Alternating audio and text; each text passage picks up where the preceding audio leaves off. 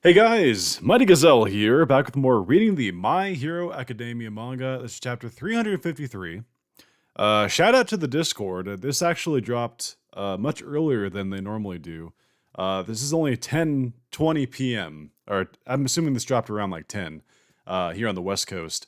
Usually I'm up at 12:30, 1 o'clock in the morning waiting for the new chapter, but came out a few hours early. So shout out to this Discord that let me know it came out early.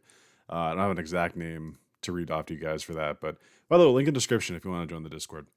Uh, Last we left off, we got a really sick fight with, well, not just that last chapter, but we got a continuation of the fight between Todoroki and Dabi.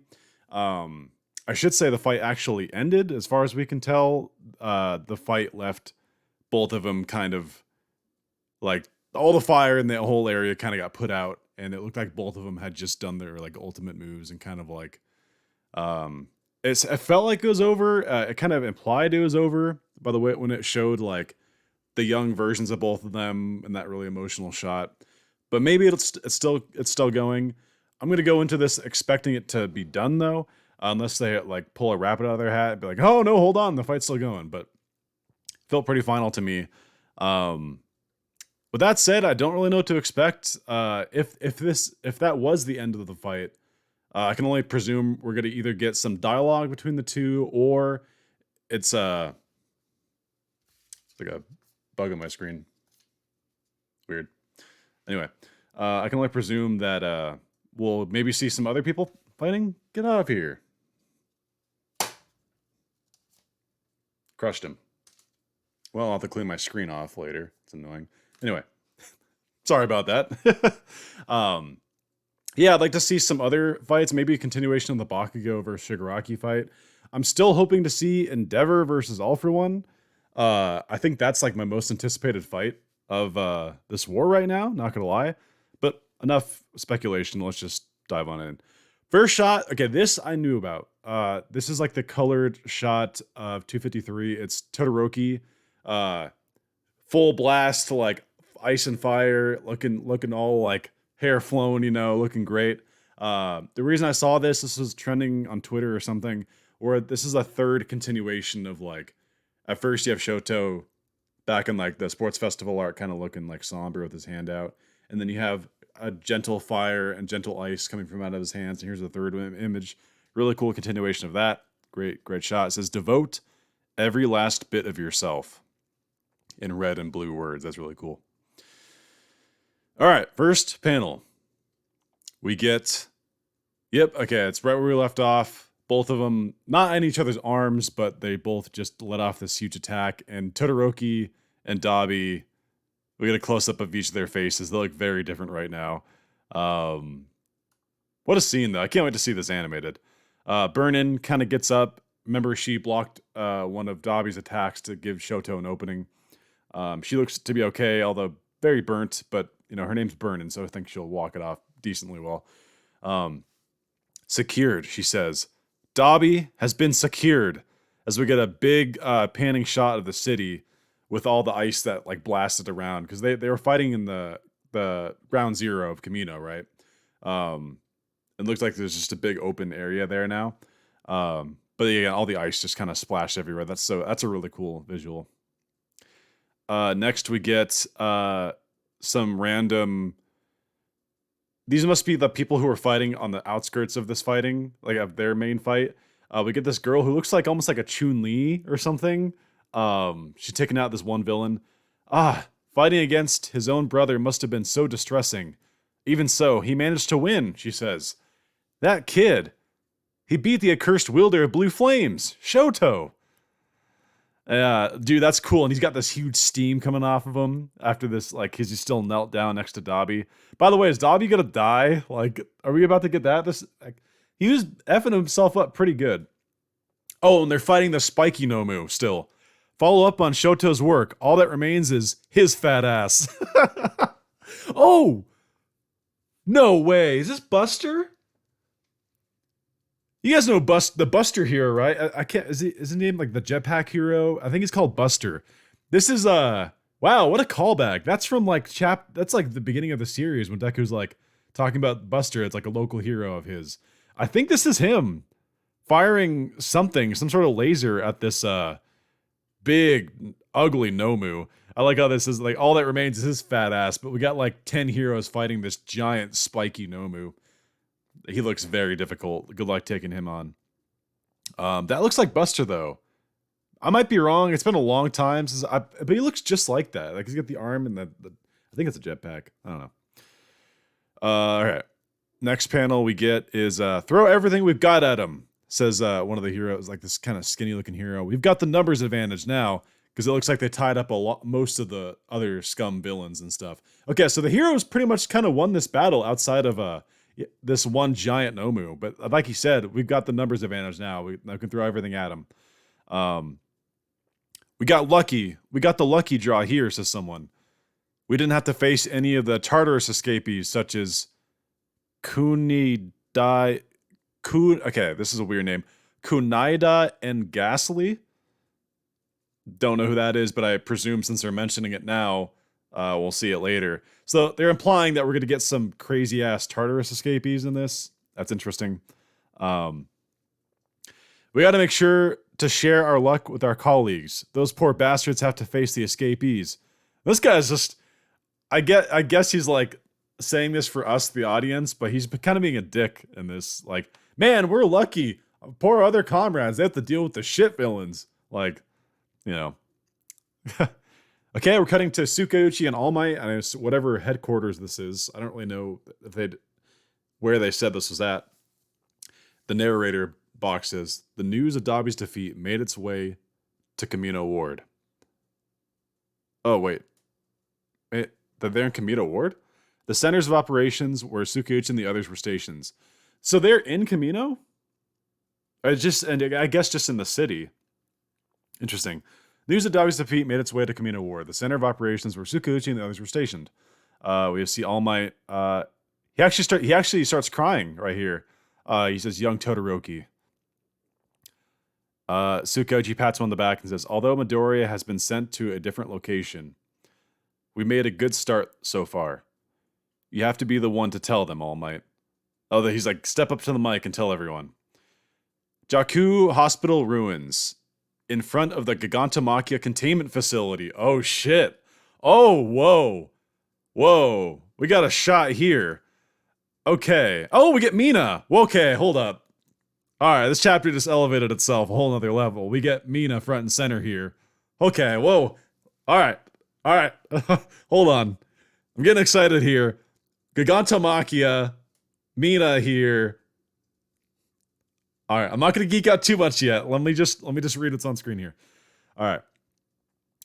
The announcement was made across every battlefield. And on this shot, so we have the huge containment that Gigantomachia is being stored in that we saw a few chapters ago.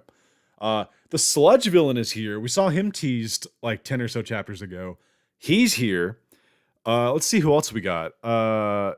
Just a bunch of villains. I don't really recognize anyone else, but the sludge villain's here. That's pretty big, right? But front and center, best girl Mina says Todoroki did his best. She's shouting as she's with she's with some members of class. She's with Mineta and some members of Class 1B. We have Mudman. We have the Poltergeist girl, and then we have I can't remember her name. I really like her. It's the girl who can adjust the size of objects. Her name escapes me right now. But yeah, Mina front and center, looking all sorts of amazing. We have Mount Lady stomping on some fools right now with her short haircut, which looks great, by the way. He was always struggling with his quirk, so I was worried about him. Looks like he's still got some skill. Looks like he's got some skill. I like his flair, she shouts as she's just stomping on all these villains. Our surprise attack was perfectly planned, so what are these guys doing here? Says, I can't tell if this is a villain or a hero. I assume this has got to be a villain because they're looking up at Mount Lady. Oh,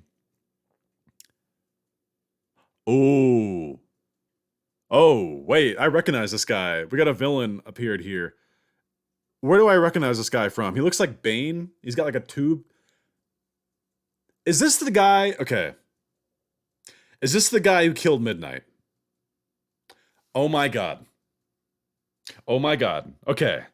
Horikoshi, are you doing what I think you're doing? There's okay. All right, maybe geeking out a little too much here. You have Mina here, you have Gigantomachia here, and you have the guy who presumably killed Midnight. All right, containing myself once more. We get some dialogue from him as he shows up here. You rats made it look like you were on your last legs, when in reality, you had hundreds of heroes on the wing spread throughout the whole area. From the looks of it, you even anticipated the simultaneous deployment of this detached force. However, your sacrifice will be in vain, as he's holding up a phone, a device. I don't know what this is. The time of liberation is upon us, he continues. Those that speak lies will be run into the ground, just like that UA teacher. Oh my god! Oh my god. Okay. All right. Okay. As he says that, you see a out of focus picture of Midnight, and the panel next to her, it's Mina fighting. Okay. All right. I ever since the war, I've been adamantly defending that. Listen, I understand people who had an issue with Kirimina saving Mina. It made Mina look like weak, supposedly. I understand if that's where you're coming from. That's not how I saw it at all. Like, to me, that felt like the conclusion, or more or less, of Kirishima's arc and the beginning / continuation of Mina's. I had no doubt in my mind that Horikoshi was setting up something for Mina down the road. And I swear, if this is it right here, her coming face to face with this Bane-looking guy. Okay, that's what they're going for. It just said, just like that UA teacher, Midnight, and then in the panel next to it's Mina. Oh my god. Oh, dude. Okay. God damn it. I love you, Horikoshi. Oh, I understand, dude. I've always been in your corner, and I'm so happy to say that I was right now. This is definitely set. Okay. We get a gorgeous shot. An absolutely gorgeous shot of Mina right here. Did she overhear that guy? Just like that UA teacher. And then you get Mina like turning her head to like look at this guy. Oh my god. And then, but not only that, you have Kirishima jumping in right next to her. Sorry I'm late. And Mina says, Red Riot. Kirishima shouts, the area's been properly evacuated, Pinky. Everyone, let's do that. Oh my god. Kirimina, I love you. Okay. I need to. Okay. Sorry, I'm freaking out right now. I don't ship. Okay, I'm not really a shipper in these series. There's a few, very select few that I root for though, that I genuinely really like, and I just root for. I don't like write stories. I don't draw pictures. I'm not that kind of shipper. But I just, as I'm reading the story, I like to like root for them. And there is no other one that I love more than Kirimina.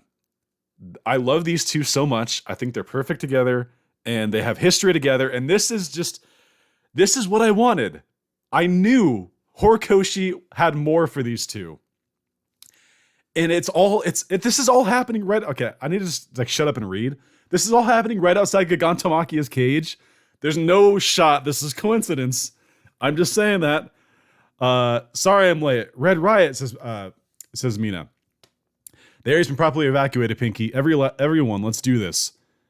Todoroki showed us how manly he really was. Now it's time to do our part, says Kirishima as he's looking on the battle. Cutting to Taboka National Stadium. Okay. I just need to tie a bow on that by saying, yes. I'm gonna give you guys a quick analysis, or not even quick, after this chapter. I'm gonna go back and talk about that. I have more to say. That is so good though. I am so happy. I don't even care what happens in the rest of this chapter.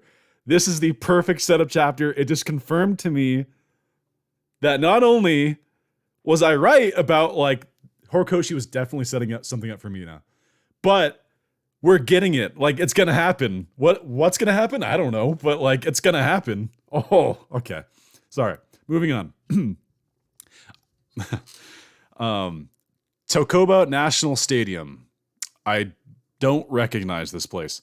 Uh, we have Sugar Rush here with Ojiro, and I assume that's that guy from Class 1B who can like change the double impact guy. We have Sero. Sugar Rush says, when this battle's done and dusted, we ought to congratulate him properly. Because they heard the good news of Todoroki. That's so cool. They're all battling, and then over the PA system, we're like, hey, Shoto beat Dabi! And then like you just hear the whole battlefield like, yeah, dude, that's so cool. That's so cool. I'm loving this. I'm sorry, I'm giddy. What can I say? Chapter came out early. It's already warmed my heart. Be still, my heart. With some Kirimina goodness. Let's just keep going. Ojiro says, despite the fact he told us the gap between Dabi and himself was far too big. Sero, ... Sero doesn't say anything. And back in the sky. Okay, so, wow. Actually, there's a lot of development in this chapter. We're cutting back to the UA building. As you guys know, we left off that on a cliffhanger with Shigaraki going wild. This guy, UA school building. Bakugo grinning says, of course you won. That Todoroki. You even have Bakugo congratulating him. How these young heroes have grown. Oh, just look at that. In the past, he'd be like, icy hot bastard. I'm stronger than you. Like he even actually said that like back in the flashback when he was showing off his move to everyone. He said, I'm still stronger than you, but now here in this moment, he says, of course you won that Todoroki. He's just great. That's great. I'm sorry. This chapter's great so far. All right. We're cutting again. Dude, there's a lot of stuff going on here to some sort of someone has a quirk here that's making some giant flowers grow or something. We have what looks like Aoyama. It kind of looks like Aoyama wearing his like black thing he's been wearing recently. And Fat Gum. Compatibility, huh? Says some guy in the forest. There's a small scrimmage going on underneath too. So yeah, there's some sort of plant guy here. So that cage from before was only meant to allow for both forces to be split up. And those people were matched according to their quirks. So what's the deal with this particular location then? Says this guy who we're getting a close-up of now, and he... very unique design. He looks like... So he's got very long legs, and his pants are like buttoned. He's got like striped pants, and he's wearing a cloak. And I don't know if that's his hair or that can't be his hair because it's going over his like other parts of his clothes. It looks like it's like a rug, like a shag rug. The dangling bits on the end, like all around him. Very cool design. He says, I wonder what spurred you all to remain here. Is it trust or just blind faith? As he's sitting on this giant plant. It is what you cannot see that you must fear, he says in quotations. The very layer that covers this planet. Whoa, as we cut to Fat Gum, there's actually plants growing in him too. That's probably not good. The hell are you talking about? You an alien or something? Says Fat Gum. He says, this planet. And then the guy continues, I'm weighing your options. Until now, there have been no men who deceived him. And live to tell the tale. You shall be no exception. So this has to be one of the Tartarus guys that was alluded to earlier. As the dictator failed his duties, he did not get a second chance. As All for One's latest assassin, let me show you how the job should be done. Okay, so he's talking about the dictator, the guy that they beat, that Deku and the others beat up in the student arc or whatever. So he's the newest assassin. He's like the third in line after Nagant and the dictator. So is this guy seems like a totally different vibe than those two. Refers to Aesop's fables in where beast and birds fought. The bat would choose whatever side won. At the end, he was shunned by both sides. Tartarus Jailbreaker. Oh, this is the guy that loudmouth in the first battle was talking about. The Kunieda guy. He says, "Oh, watch out for this guy." That's a little convenient setup, but whatever. Yeah. So this is Aoyama. Aoyama. Are you still aiming for the best of both worlds, or have you made your choice? Aoyama Yuga, you are nothing but the bat stuck between birds and beasts. Merci, he says. Okay, so there's that. We're cutting to present Mike shouting, Shoto has defeated Dabi. Whoa. What? Okay. All right, so we get Shoji and someone else fighting Spinner, but Spinner is like giant. Okay.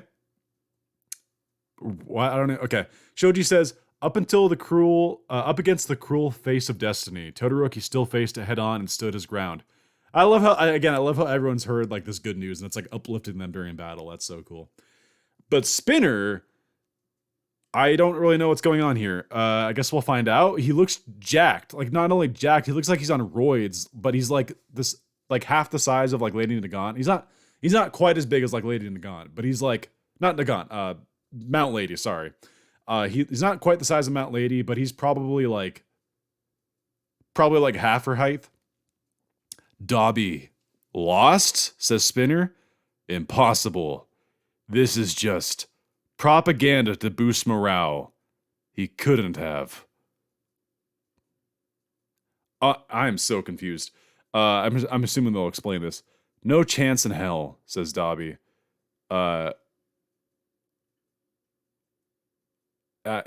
So we're in a hallway, like a very dark hallway. You have Spinner and All For One standing really creepily next to Spinner. And then you have Dabi waving his hand saying, no chance in hell. Like he's walking away from them. And Spinner says, he has everything. A purpose in life. A goal. Power. And what have I done in comparison to him? As we get All For One slowly putting his hand on Spinner's face. That is so creepy. Oh, I bet you what happened here. All For One was probably like, hey, before this battle, do you guys want a little powerful quirk from me? Dabi was like, no chance in hell, see ya. I'm fine on my own. And then you have Spinner, who looks like he openly accepted this, and it made him into a giant, I'm going to assume. And then, cutting back to the present, there's absolutely no way that someone with his tenacity would ever lose, as he's just shouting. He looks crazed right now. Oh, yeah, he's going berserk right now. Get Kurogiri back from his captors, he shouts. Destroy the status quo. Okay, so, whoa. Oh, whoa. That's so badass, this image. Studio Bones is gonna regret not building up Spinner. He looks like this crazed giant warlord swinging his giant sword, like commanding his liberation army. And he's got that girl who looks like some sort of praying mantis or something, and that other guy who looks kind of like he's leading his army of people who are heteromorphic type. The one who they have like physical changes about them that make them look like not human. That was Spinner's whole thing, was like being shunned because of that. So, and then he keeps shouting, "Do it for me and Shigaraki's sake. Tear down everything that has oppressed and persecuted us." But he just looks he looks so different right now. I am okay with this. People would be like, "Oh, they ruined Spinner's character here." I think like Spinner wasn't really much of a character. Like he had things that was interesting about him. This actually just makes it more interesting, I think. Shoji says, Todoroki.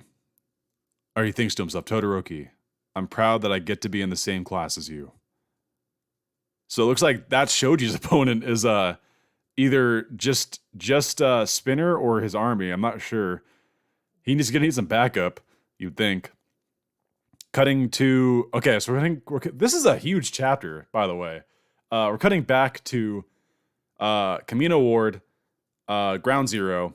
We have Ida, who pops up next to Todoroki, and he says, you stalled your engines. I stalled your engines, didn't I? I'm sorry, he says. He's out of breath and beat to hell because of all the fire and punches and stuff, you know. And Ida says, why are you apologizing, as he sticks his arm around him? Ain't that image precious? Oh, just the boys hanging out after a good fought battle. Todoroki's sitting on his butt, just kind of slumped over, just catching his breath. And you have Ida coming over, takes a knee, puts his arm around him. What are you apologizing? Like, why are you apologizing? He says. I love them. Ida is the best boy in the entire show. Kirishima's close second, but Ida is just the bro. Like, I just love him. He's just, he's literally the big brother of the class, and he's great. So there's a guy looking at Dobby who, I guess, he says, why is he still alive? Why is he still alive? As we get a zoom in of Dobby. Whoa, okay, whoa. Don't negate me here, Horikoshi.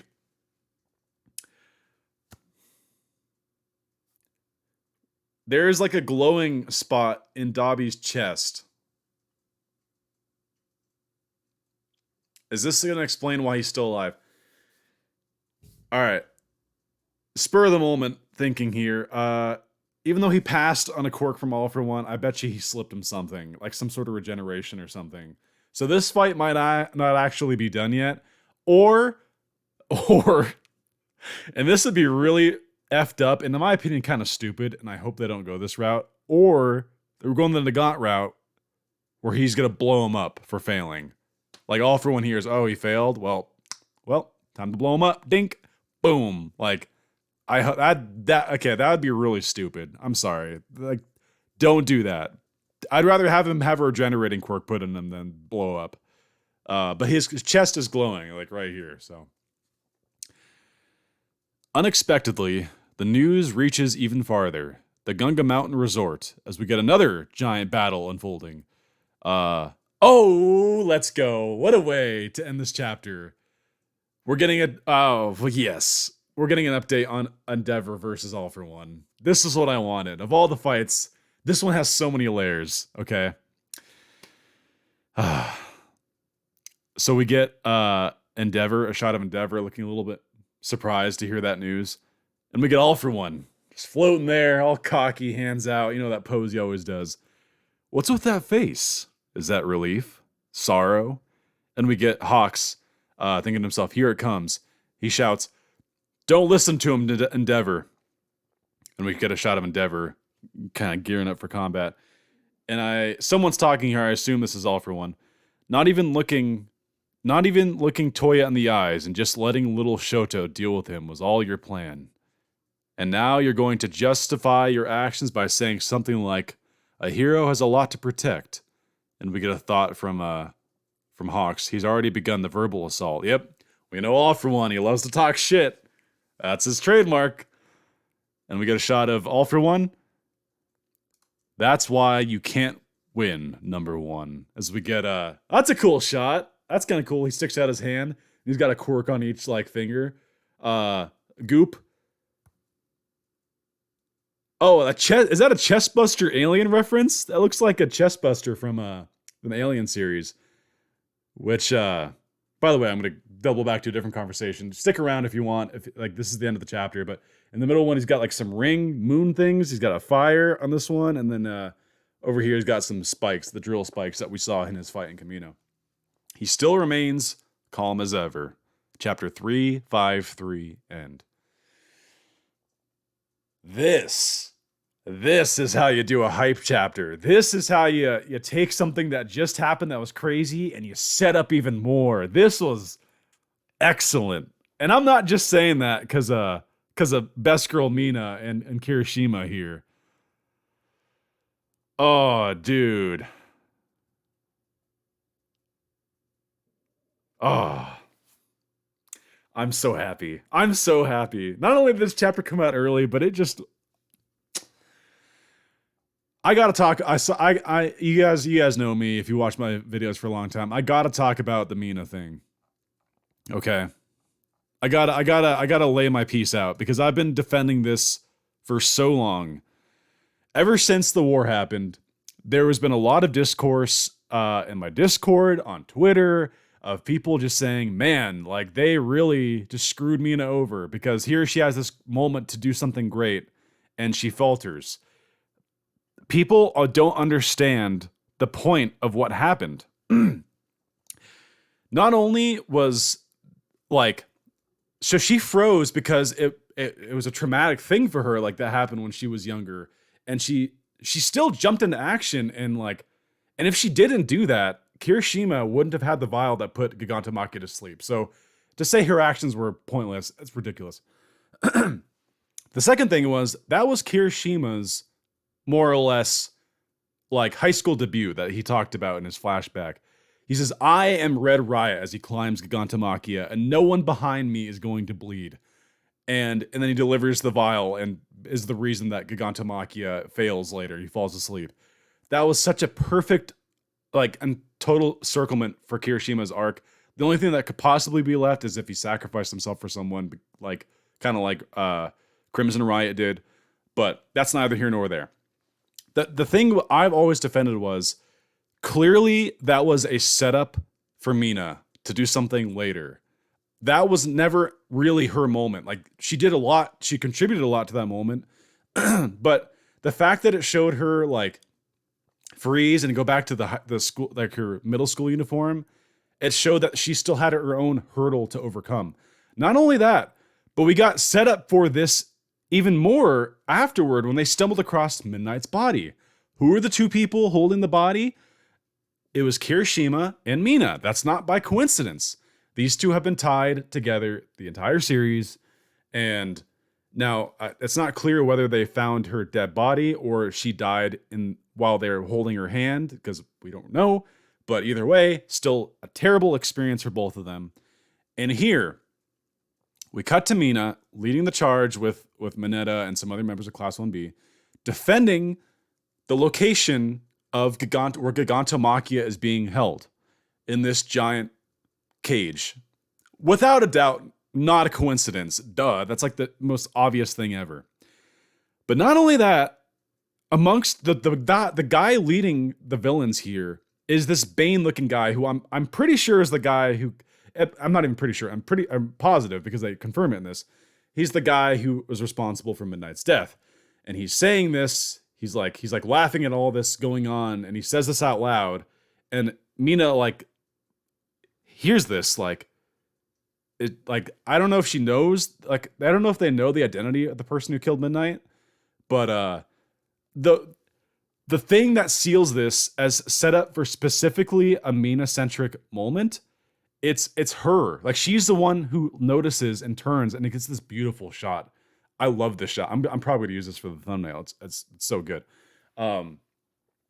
This shot of her turning around and like just the look in her eye, like what does that represent to you? Does it mean like, oh, like I'm gonna kill this mother effer, or like, oh shit, I am going to, like, I don't know. Like, there's so much you could. This is such a beautiful shot.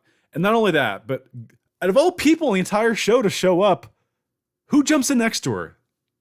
Kirishima. I'm sorry I'm late. Red Riot, says Mina. Everyone's been properly evacuated, Pinky. These two are, whatever's about to happen, it's going to happen to both of them. And I have had a prediction for a while now. And this is just a crazy out there theory. And it ties in to the final panel we got. Funny enough, I've been saying this for the better part of a year. My prediction, and it's down to the T, this is how specific it is. Gigantomachia is eventually going to wake up, and he's going to see Kirishima. He's going to be pissed because Kirishima, he knows he's the one that effed him over in the war. He's going to realize crushing him won't do it. He'll like try to swallow him or something. And then like Mina, who has set up this arc of not wanting to lose anyone else. She even said like, it's key when her and the classmates were here, well, they attempted to rescue Deku. What she says to Deku is, can we just go back to class? Like, I don't want to lose, like, can we just all be back together? I'm done losing people. I think Mina is going to dive in to save like Kirishima from Giganto's throat, right? And obviously her power is acid, the stomach acids and stuff won't affect her. She's the perfect one to save someone from the pit of a stomach of a giant. And here's the specific thing, and I can't believe they actually had this in the final panel. And it's almost crazy. I've always said she's gonna like burst out of Gigantomachia's chest with her acid because Giganto has to die in this series, I think personally. And clearly physical attacks from the outside don't phase him. He's too well armored, so you take him out from the inside. Like that's the only possible solution. So what better way than have her burst out literally like an alien, like the reference of Midnight. Remember how she wanted to become Alien Queen? And it was Midnight who said, no, that's too scary. Like that's not like a good name for you. It's crazy how it all like comes back together, but I think she'll burst out of his chest, saving Kirishima, who will be okay because of the hardening. It'll protect him for a bit. And that'll take down Giganto. And not only, like, the reason it's just crazy to me is the final panel, one of the little fingers out of all things for him to have on his fingers, he has fire, he has goop, he has horns, he has whatever those like discs are. One of his fingers is literally a chest buster coming out of his finger like Alien. Call me crazy, okay? But like my theory that I've had for over a year, and I can back this up. I've said this on Discord and multiple videos a year plus ago. This is my crazy theory. I don't know. I'm going to lose my shit if that happens, but to everyone in my Discord and on my YouTube videos, he was saying that like they ruined Mina, like her arc. That was supposed to be her moment. I've always said, be patient. Be patient. Like, there's more to come. And they love this shot. It says straight up to the reader, shit's about to go down. And Mina's going to be involved. But the thing I didn't predict was her confronting Midnight's killer. That is an interesting thing that I never saw coming. I didn't even think about that. But here they are. Kirishima and Mina presumably might run into Midnight's killer. And who knows what his powers are, but he looks crazy. He looks like Bane or something. Like, I just,